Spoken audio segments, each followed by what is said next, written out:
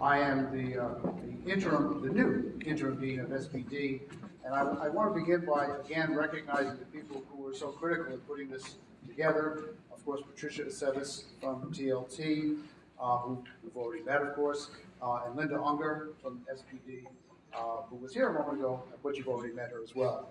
And I want to thank them for making this event possible and as exciting as it is. There's also one other person here I want to recognize who has been and was one of the pioneering innovators of online education here at Stony Brook.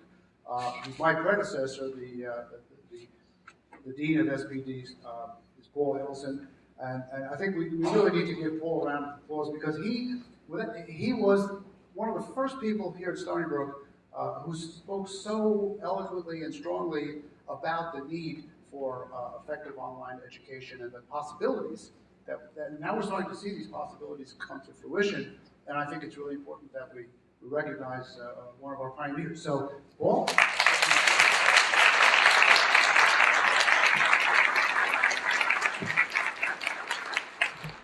My real purpose for being here is to introduce the next speakers.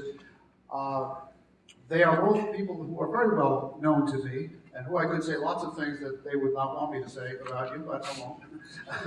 But I do want to introduce first Ted Teng. I have some notes here. He's the undergraduate program director in the Department of Technology and Society, which in my first life was right around the corner from my office. I was in the College of Business, and okay, so we knew we would meet a lot in the fall.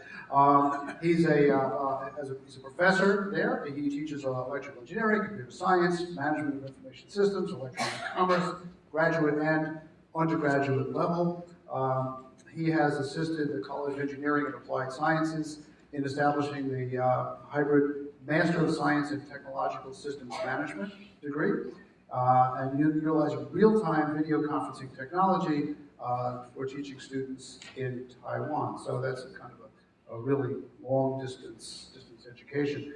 Also with him today is Kayode, or this one, Adebowale. I've known Kayode for a long time. Also, he is a PhD student in the Department of Technology and Society. He has done his research, was doing his research on the perceived distance in online learning environments. He has worked with the New York State Education Department as a research policy intern. He's worked on a New York State K-12 virtual learning initiative. And he and I had a very interesting conversation just yesterday about his idea about developing a blended learning high school model for New York State, which I think is very interesting. He teaches a blended course for the STEM program. He received his MBA from the College of Business, so thank you very much. And he has also earned his Ed Leadership Certificate from SPD. So without any further ado, Ted and Kayode.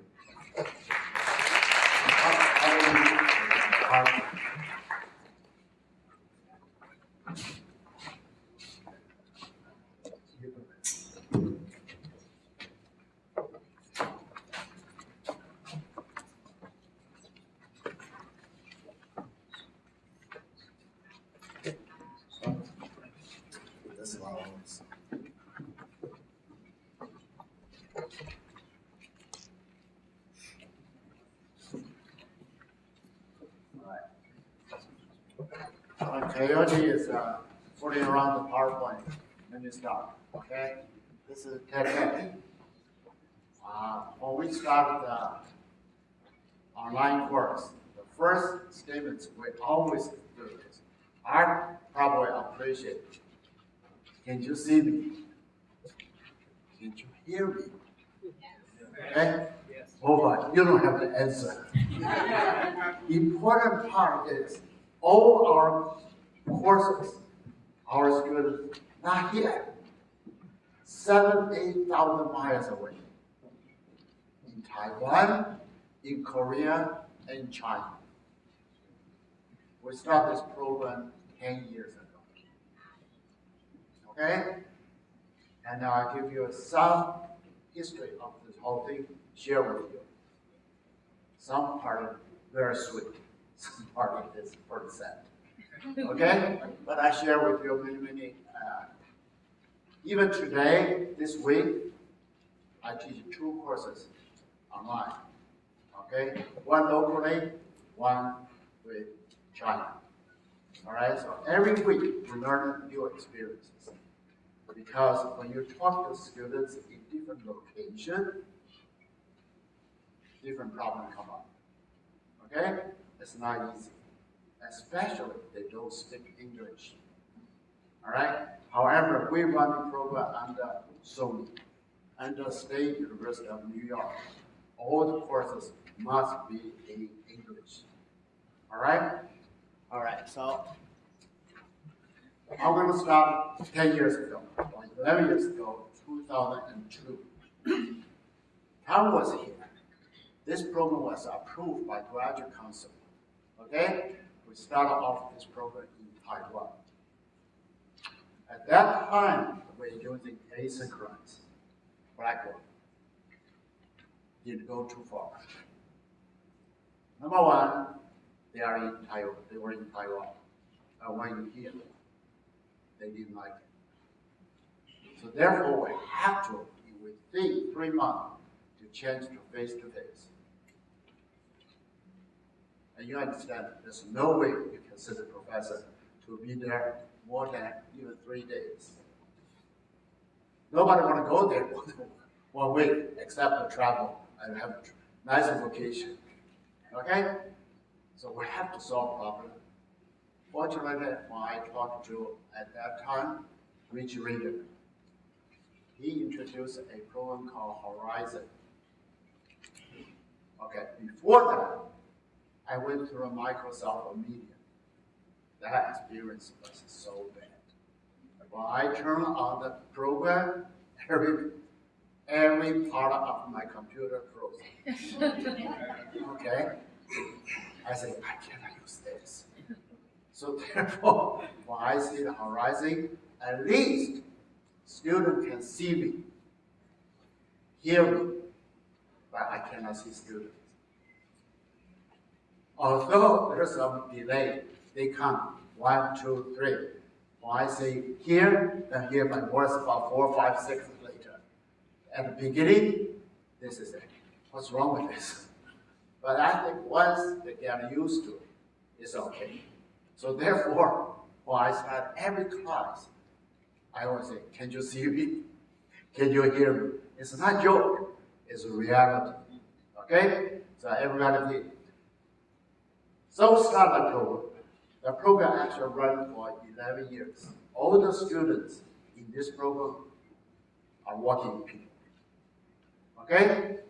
What's beautiful about this program, they stayed in Taiwan for 2 years to finish 10 courses with us.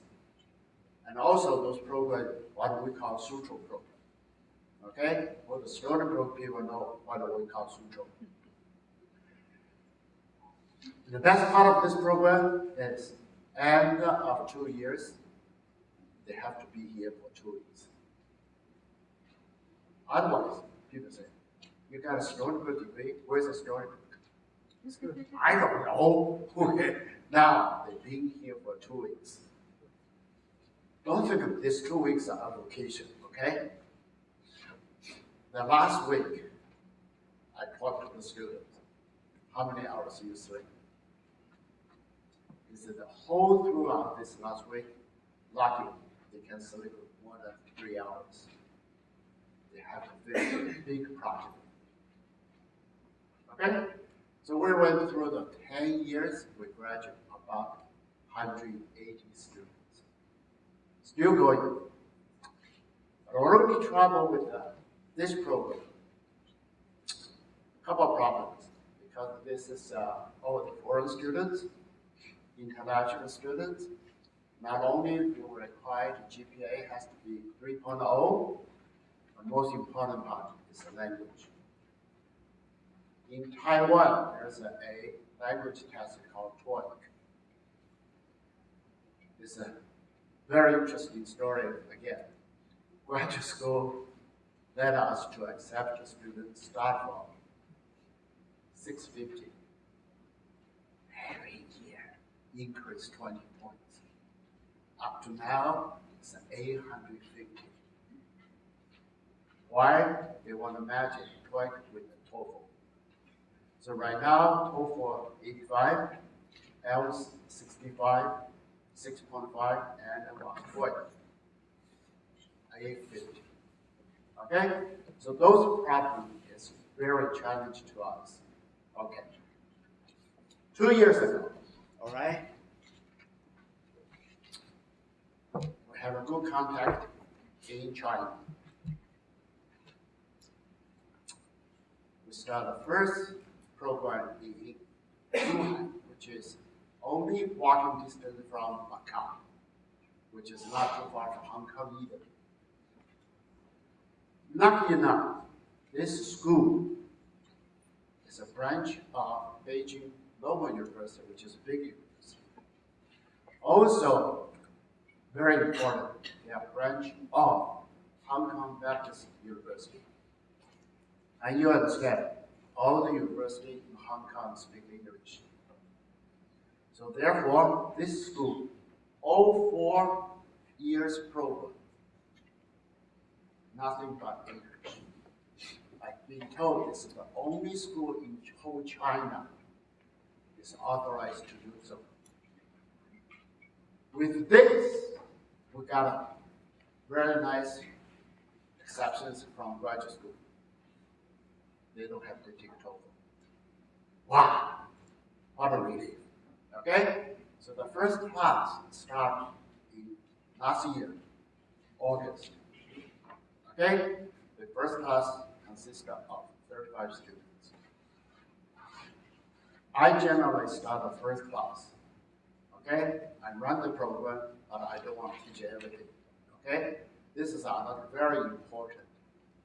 I think a Korean program, many other programs, the students are already respect me. This is an American program. Okay, although I am American, but I look like a Chinese. Okay, so therefore they like to hear authentic American professor. But the reason I start the first class, after all, I can speak 2 languages. Okay? So therefore, I think I can hold the hand through the first class much easier, especially the first class online. Okay? Another very special part of this program is this. Every student in China, they love to come here. So therefore, they only take 3-4 persons with us in China. Right now, 34 out of 35 is a student. They are very happy. They love the weather because Zhuhai every day is 80 degrees or above. And here, as you say, watch the tree. Pretty soon it's going to become golden color. Wow, we can't wait. Okay, they enjoy American life. They enjoy the Stony Brook campus. Okay, so far this program worked well, and actually I will be in Zhuhai October 19 to continue teaching second cohort. Second cohort, right now we have 28 students. Okay, so keep on going. Then this year, okay, on February, we start another program in Nanchang, which is the middle part of China. We only have about 15 students. All right, this is a different experience. As you know, all the cities around the coast of China are much more international already. When you move to the inside of it, the lack of the common sense or even the culture is different. So So their admission, everything, okay, I gotta speak faster. Okay, 45 minutes left. Okay, all right, I jump. Okay, but the very important part of it, because the local location is far from the coast, the bandwidth is poor. I had to change the class from generally when in the early morning 8:30 because 12 hours difference. Over there's 8:30 in the evening. But you understand, even in Stony Brook, everybody in the dormitory, 8:30 in the evening, what they do? They tell you to do the homework, but most of the time they play game. Okay? So therefore, the bandwidth is not enough. So there, I have so much trouble to communicate. He said, Professor, I cannot plug in. Okay? So guess what? We have to change it to the morning. There in the morning, I have to come here in the night. Okay? So those are the things that has to be changed. Okay? Now, those 14 students also is in Stony Brook. Okay? And we are working on quite a few universities. Okay? Hopefully. So 14 students plus 34 students.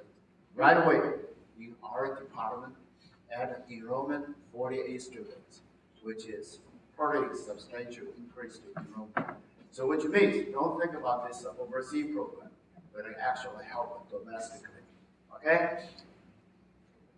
By next year, this time, I hope I can report to you, we may have 100 students in China or Singapore. Okay? All together. There's a lot of quite a very interesting experience. Okay? I'm going to share with you, just go very quick. Because of this online,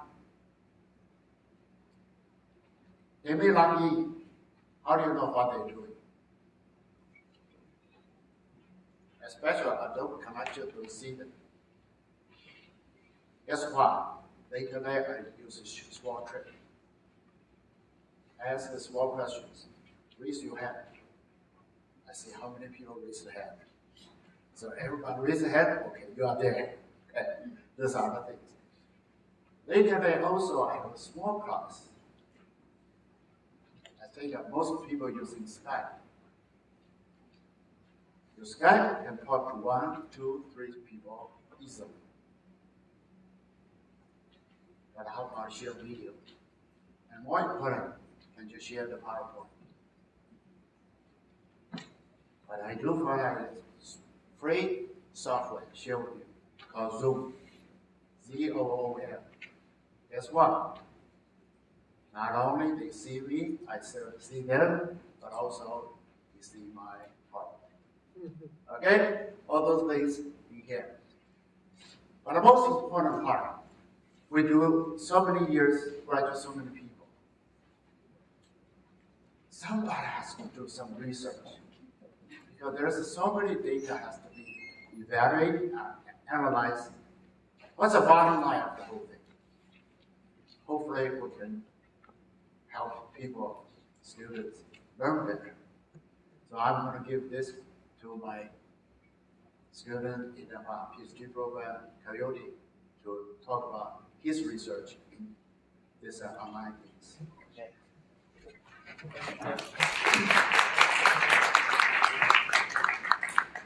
So I shall hope.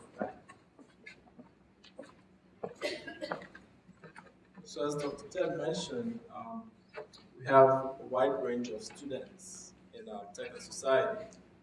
So from the Taiwan program to the undergrad program that we run here we have the Bachelor's in Technology Systems Management. So we have a couple of courses that are taught in a blended format and courses that are asynchronous.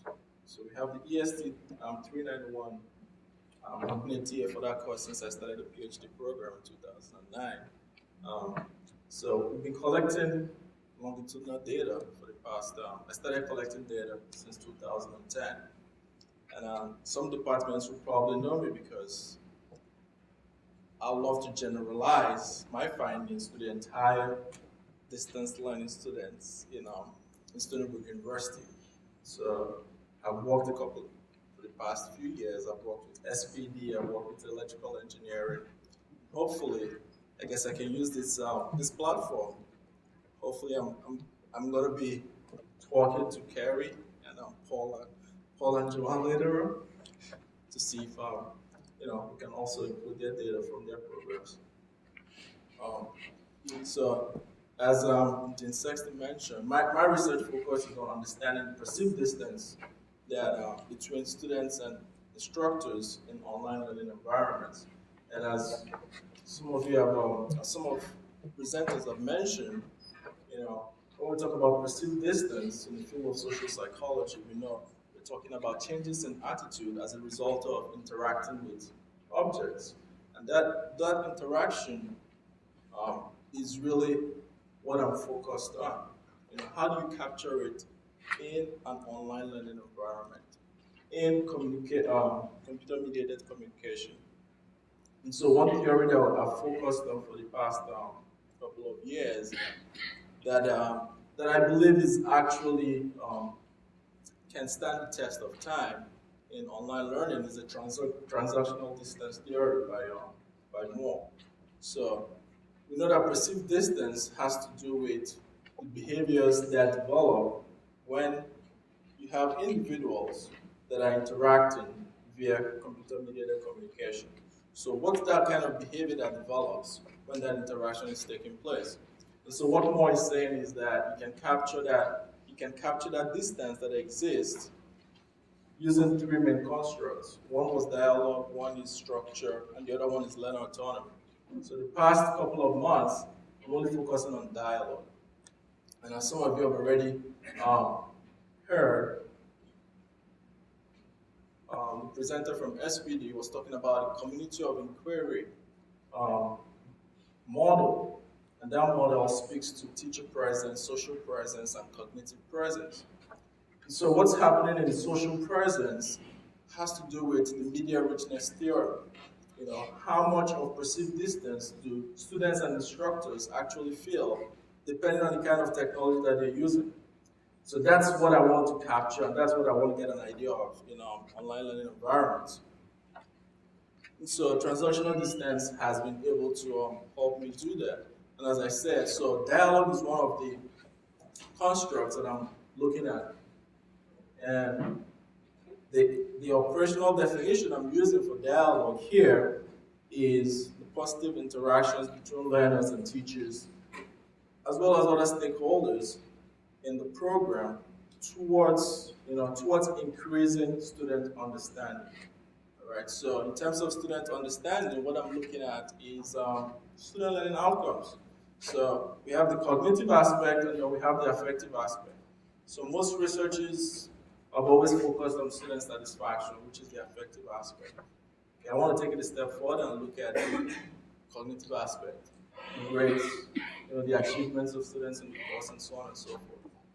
So as I said, I've been collecting data since 2010, and hopefully I'm going to share my findings with the Stony Brook community hopefully in the next month. So what I found, or what we found so far, just with the preliminary data that we have, is that the interaction between the learners and instructors are very important, right? But also, the interaction between the learners and the content actually matters most than the interaction between the learner and the instructor.